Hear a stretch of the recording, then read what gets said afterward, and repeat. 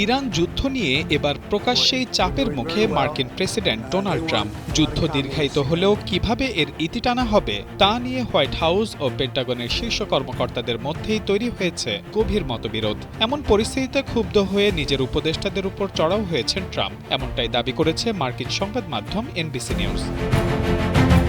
গেল ২৮ ফেব্রুয়ারি যুক্তরাষ্ট্র ইসরায়েলের যৌথ হামলার মধ্য দিয়ে শুরু হওয়া ইরান যুদ্ধ এখন প্রায় ৬ মাসে গড়িয়েছে। ট্রাম্পের ধারণা ছিল খুব দ্রুতই তেহরান আলোচনার টেবিলে ফিরবে, কিন্তু বাস্তবে তা হয়নি। এনবিসি নিউজের প্রতিবেদনে ট্রাম্পের এক ঘনিষ্ঠ সহযোগীর বরাতে বলা হয়েছে, প্রেসিডেন্ট এই দীর্ঘ অচলাবস্থায় ভীষণ বিরক্ত, কারণ যুদ্ধ কিভাবে শেষ করা হবে তা নিয়ে শুরু থেকেই প্রশাসনের ভিতরে সুস্পষ্ট কোনো কৌশল ছিল না।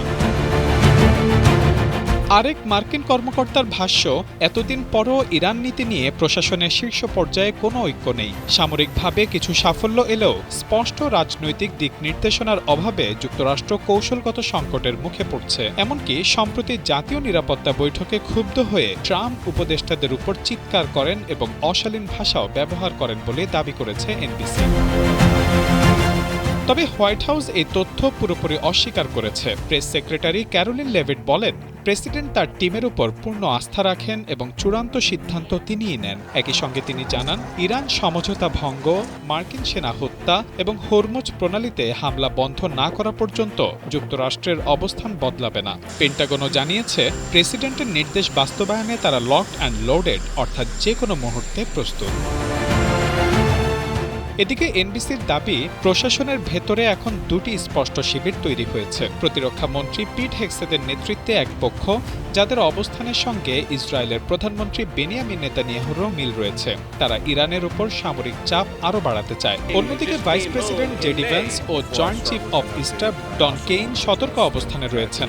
তাদের আশঙ্কা, সুস্পষ্ট দীর্ঘমেয়াদী কৌশল ছাড়া যুদ্ধ চালিয়ে গেলে যুক্তরাষ্ট্রের অস্ত্রভাণ্ডার ক্ষয় হবে, কিন্তু কাঙ্ক্ষিত ফল মিলবে না। এর মধ্যেই ফক্স নিউজকে দেওয়া সাক্ষাৎকারে ট্রাম্প আবারও ইরানকে কঠোর হুঁশিয়ারি দিয়ে বলেন, তাদের কঠিনভাবে আঘাত করা হবে। একই সঙ্গে তার অভিযোগ, আলোচনা এগোলেই ইরান হঠাৎ করে তা ভেঙে দেয়। নির্বাচনী প্রচারণায় ট্রাম্প প্রতিশ্রুতি দিয়েছিলেন, যুক্তরাষ্ট্রকে আর কোনো ফরএভার ওয়ারে জড়াবেন না, কিন্তু ইরান যুদ্ধ এখন সেই প্রতিশ্রুতির সবচেয়ে বড় পরীক্ষায় পরিণত হয়েছে। আর যুদ্ধের ভবিষ্যৎ নিয়েই যখন তার নিজের প্রশাসনের ভেতরে মতৈক্য নেই, তখন ওয়াশিংটনের পরবর্তী পদক্ষেপ ঘিরে অনিশ্চয়তাও বাড়ছে। Mahmudul Hasan, Times today.